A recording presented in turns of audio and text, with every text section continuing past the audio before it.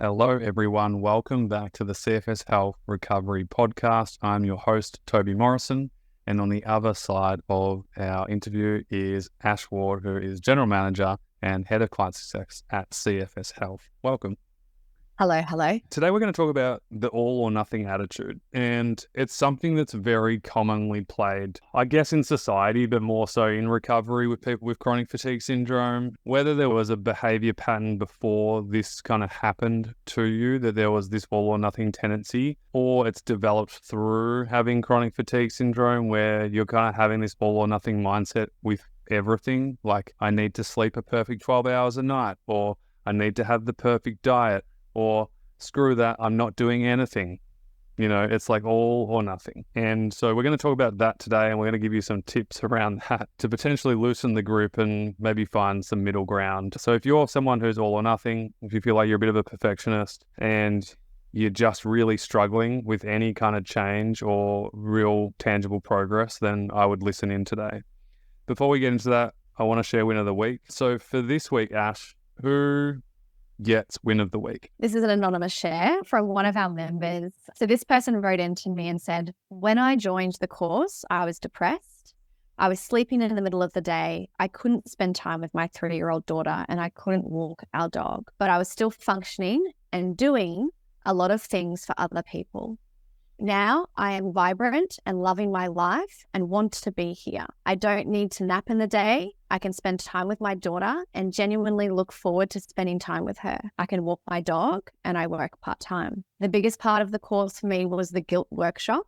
Also being able to loosen the grip. I can see now that my mindset was carrying heavy loads and I was not putting myself first at all. Also letting go of perfectionism and overachievement has allowed me to gain back energy and take care of myself. Life is so much better now, and not because of all the things I can be doing, but because of how I feel in my mind. It's amazing. Big shout out to this person. If you're listening, you know who you are. Thanks for sharing. I really appreciate it, because I think a lot of people can relate to a couple of things from there. The first thing is, I want to live now, is a huge one. You know, because it is depressing. The people often say to me, they'll come and say, what do you do for work? And I say, oh, we help people with chronic fatigue syndrome get healthy and start living again. And the first thing they say is that real? You know, I always know someone with it, but like, is it kind of like more of a mental problem? And I say, no, it's a neurological syndrome. You know, it affects you physiologically. What happens is people, when they're going through chronic fatigue syndrome, they can't do what they used to be able to do physically. And so therefore it creates a secondary depression, you know, where we mourn the thing that we can't do now. And, you know, I often say to the person, oh, you look kind of fit. What do you do? And they go, I ride the bike. I say, how long do you ride the bike for? I ride for 2 hours every morning. Okay, cool. If I took your bike away and your ability to ride 2 hours every morning, how would you feel mentally and emotionally? And they go, oh, terrible. That's what people with chronic fatigue syndrome deal with every single day.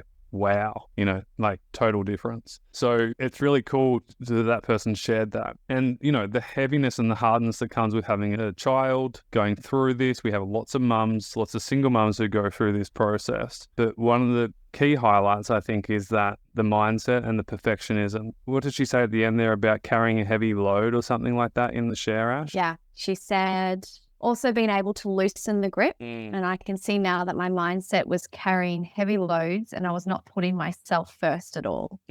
Also letting go of perfectionism and overachievement has allowed me to gain back energy and take care of myself. Yeah.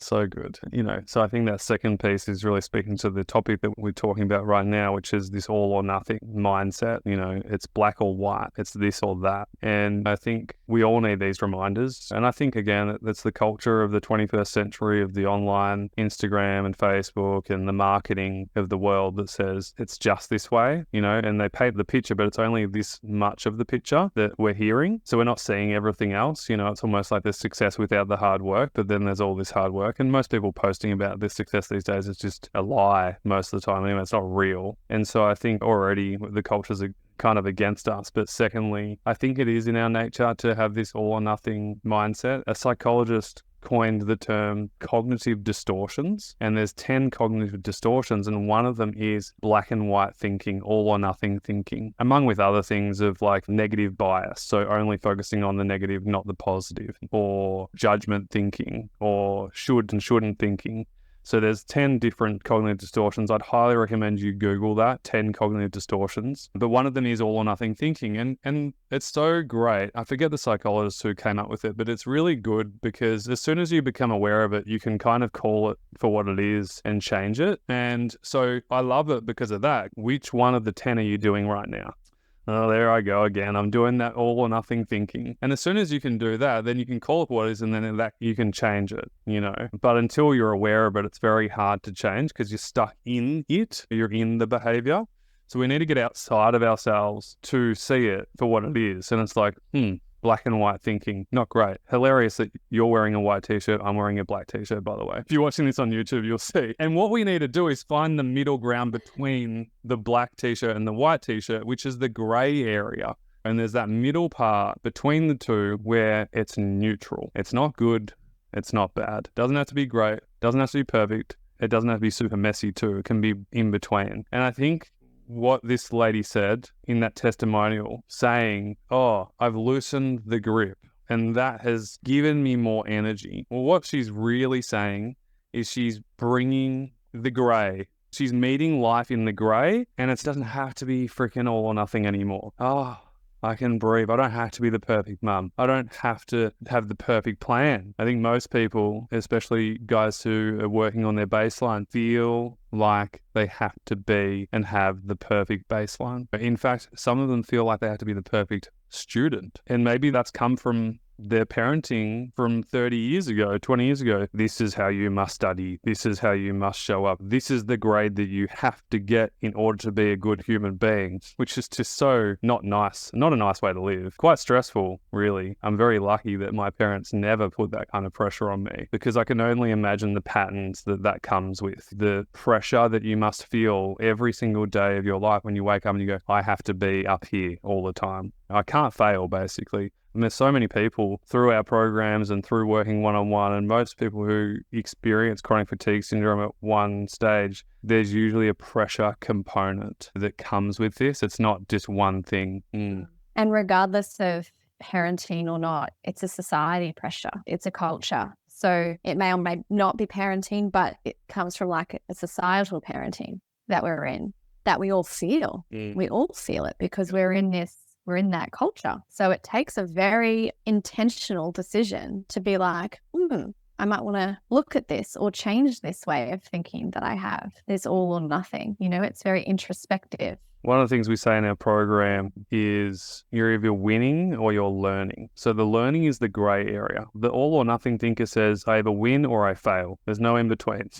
It's such a heavy burden to carry that failure feeling around on your back. And that's why this person saying that the guilt workshop was the most powerful training for inside the program. Shout out to Mel Ryan, who's just an incredible coach. And she took our members through a training on how to let go of guilt. And it's been so unbelievably helpful for so many members around the world. Huge breakthroughs of letting go of that heavy backpack. And ultimately what it's really teaching is the gray area. You either win or you learn. There's really no such thing as failure. We can turn failure into learning. And that's where we kind of reframe and go from black to gray. And, you know, I think it's really important sometimes just to stay neutral. We constantly coach our members on the maintenance stages of recovery. So, you know, a lot of them, they just want the sexy progress. It's like, I just want to progress the next level. What's progress? It's like we have 6 phases inside just our movement program alone of like progressing to the next stage of recovery. It's great. Members start from pre-beginner all the way up and they go through phase 1, phase 2, phase 3. Shout out to our movement specialist, Steph Ryan. But they miss the gap in between, which is the gray area of maintenance, you know? And that's actually the sexy part in a way because it solidifies everything that you're doing. And I think it's just so important. I just started training in Brazilian Jiu-Jitsu, and the coach, he sends a text message every week. It's hilarious. But he talked about this in his last text message to his students. And he said, you know, this all or nothing thinking of like, I need to just be the best at this and then I want to move on really fast. He's like, you're so much better off. If you want to get really good, stay at where you're at and just get good at that one thing. Don't just try and have this all or nothing thinking of like, you need to know it all now, because you're not. Like, you're just not. And it's a really fast way to fail. You've just got to stay in the gray area of the unknown, but just stay there and just get good at that first before you think about the next move. And I related it back to, I guess, our conversation of this all or nothing thinking. It doesn't have to be black and white. And I think this member who said, about loosening the grip, there can also be a reference of loosening the grip around our expectations, right? Because it's usually our expectations that are driving the all or nothing, because the all is trying to get to the expectation that we just set upon ourselves. With the all or nothing thinking, there is a goal in mind of an expectation or a bar that's been set for us to do the all to get there. Like, there's something there to get that's all or nothing. And so when you're finding this gray area, this neutral place, there's quite often not set specific expectations. There's a loosening of, what am I expecting here? There's more of a trust. I'm doing the things and I trust that I'm moving towards, yes, I have goals, but it's not this rigid. I have an expectation of, I'm going to be here at this particular time. It's going to take me X amount of months to get here. I'll be doing this activity by then. Because we reached that timeline, our expectations are not met. What you're going through, there's enough pressure already, all right? You don't need to add more pressure on top of what you're already experiencing. A little bit like when I say you don't need to add more complexity to a complex situation. The chronic fatigue syndrome is very complex. It really affects every area of your life. It affects every aspect of your body. It's really tough and it's very complex. You don't need more complexity to add to that. That's why we need to simplify. One of the number one key accelerators on our CFS health model is simplify. Learn, connect, simplify. The first 3 accelerators out of the 9. And if you want to progress, you got to start there. Simplify. And simplify is really just about getting back into that middle ground of just being here now, having an aim, having an intention, and then doing what you can to help yourself move through that. Not putting time constraints on, not putting extra added pressure. That's just exhausting. And one of the big terms that we use inside the program is loosen the grip. Because if you're holding on so tight, it's going to be freaking exhausting. And I remember, I had a client join many years ago from UK. It's a great story to finish with. And she came in, she was so excited, very overwhelmed. And it was like, as soon as she joined the program and paid the money, she was like, I'm going to do everything. I'm going to get my baseline right. I'm going to get my mindset right. Her jaw was so tight. That's how she was so driven, right? And obviously that wasn't going to work. And so what happened a month in, she wasn't going forwards at all. She was kind of going backwards. And she was very frustrated on our coaching call. And she said, I'm just so frustrated. I'm so frustrated. And I said, I understand. What happens when you hold on so tight to something with your hand? She goes, well, it gets sore and it hurts. Well, that's what you're doing with your recovery right now. And I said, I need you to loosen the grip. I need you to open your hand up a little bit and just don't hold on so tight. Stop measuring every freaking second of the day. Stop feeling like you need to do everything perfect and you need to get the program right, because that's not part of the program. I said, you didn't invest in this to be like this. You invested in this to do the opposite of what you're actually doing. And it was like a light bulb went on. It was actually incredible. The next month, she came on to our next call, different person. She was on the call smiling like a little student, She was a mum as well. She was a mum. She's like a 5-year-old kid, like just smiling. And I said, what's going on? And she said, I just feel so much more relaxed. I think I loosened the grip. And that's what we mean by loosening the grip. It's doing the work, but not overcompensating and trying too hard. As one of my favorite doctors in the world, Dr. Lionel Lubitz, says, it's not what you do, it's how you do it. And that's exactly what we're speaking about here. It's not what you do, it's how you do it. And one way can lead to great things and the other way can lead to frustration.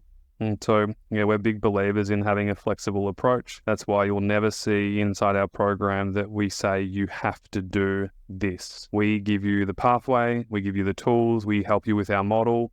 And then you get to decide what you want to do with that flexibility. You have to have flexibility. You can't be rigid with this. It's not going to get you far. It'll help you a little bit at the start, but it'll keep you blocked forever. So we need to loosen the grip. We need to have an open approach and a flexible approach. And with that comes change. I agree wholeheartedly. But knowing that it's a really hard habit to change. Especially on your own. It's such a conditioning. We're surrounded by it. And so it can be really hard to change that. But, when we change hard things, great things grow. And it's hard on your own. That's why I'm such a big believer in mentorship and coaching. It is so tough. And the people that work with us know that I'm constantly investing into myself and learning and growing and getting mentorship, because without it, you're out on the ocean on your own. And it's like, how do you do it? You know, the fast way to change it is by getting mentorship and direction and getting help steering the ship, especially when, things are tough and they're ingrained. So don't be ashamed to reach out for help and get help when you need it, because hard stuff requires support and